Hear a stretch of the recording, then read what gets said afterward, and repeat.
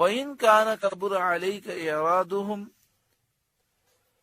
اور اگر ان کا منہ پھیرنا تم پر شاق گزرا ہے۔ سید عالم صلی اللہ علیہ وآلہ وسلم کو بہت خواہش تھی کہ سب لوگ اسلام لے آئیں۔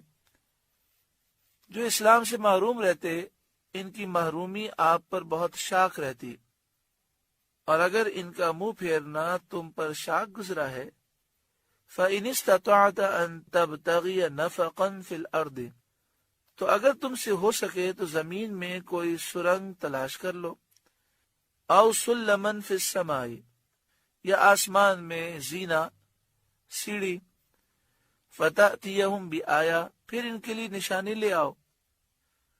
مقصود ان کے ایمان کی طرف سے سید عالم صلی اللہ علیہ وآلہ وسلم کی امید منقطع کرنا ہے، تاکہ آپ صلی اللہ علیہ وآلہ وسلم کو ان کے اعراض کرنے اور ایمان نہ لانے سے رنج و تکلیف نہ ہو۔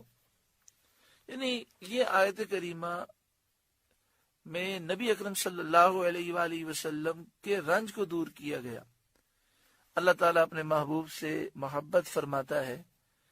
کافروں کی حالت دیکھ کر نبی اکرم صلی اللہ علیہ وآلہ وسلم تکلیف محسوس کرتے، تو اس آیت کے ذریعے آپ کی تکلیف کو دور کیا گیا اور فرمایا گیا اے محبوب کیسی نشانی آپ لے آئیں، یہ نہیں مانیں گے۔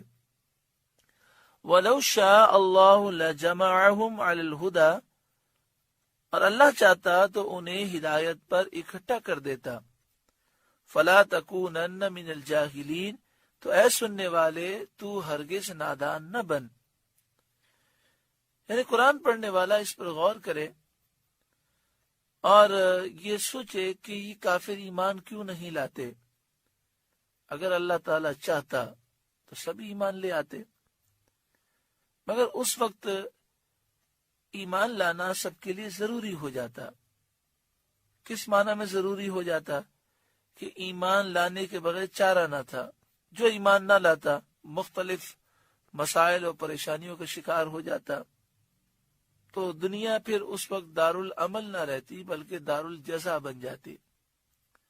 اللہ تبارک و تعالی نے یہ چاہا کہ دنیا دارالعمل ہو، یہاں ہر طرح سے ڈھیل دی جائے۔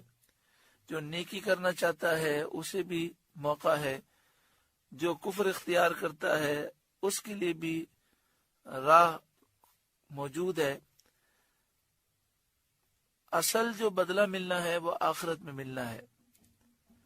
اگر آخرت دارالجزا نہ ہوتی اور دنیا دارالجزا ہوتی تو جو کفر اختیار کرتا فوراً ہلاک ہو جاتا۔ اس کے انجام کو دیکھ کر کسی کو کفر اختیار کرنے کی جرت ہی نہ ہوتی۔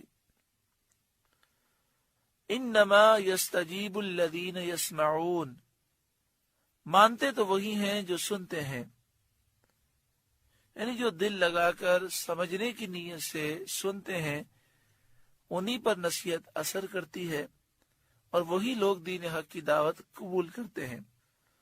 والموتى یبعثهم اللہ، اور ان مردہ دلوں کو یعنی کفار کو اللہ تعالیٰ اٹھائے گا قیامت کے دن۔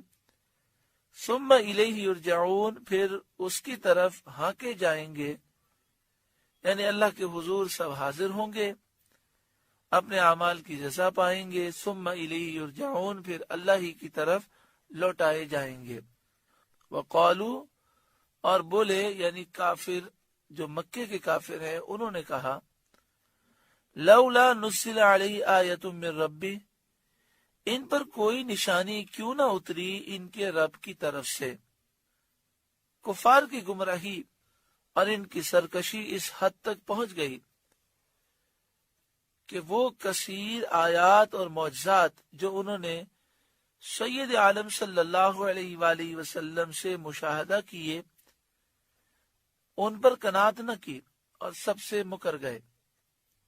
ہزاروں نشانیاں ہزاروں معجزات دیکھ کر بھی کہتے ہیں کہ کوئی نشانی کیوں نہ اتری۔ وہ ایسی نشانی طلب کر رہے ہیں کہ جس میں ساتھ میں اللہ کا عذاب بھی ہو۔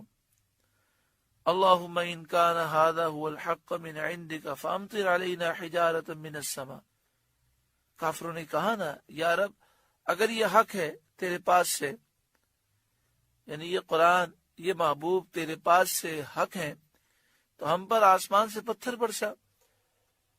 قل، اے محبوب آپ فرمائیے، ان اللہ قادر علی ان ینزل آیا، کہ اللہ قادر ہے کہ کوئی نشانی اتارے، وہ جب چاہے اتار دے۔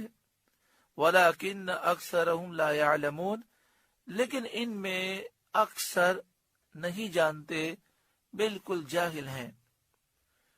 وہ یہ نہیں جانتے کہ اس کا نزول ان کے لیے بلا ہے، کہ انکار کرتے ہی ہلاک کر دیے جائیں گے۔ جس نشانی کو وہ طلب کر رکھے ہیں، وہ نشانی اگر آ گئی اور انہوں نے انکار کیا تو انکار کرتے ہی ہلاک ہو جائیں گے۔ وہ اس بات کو جانتے نہیں۔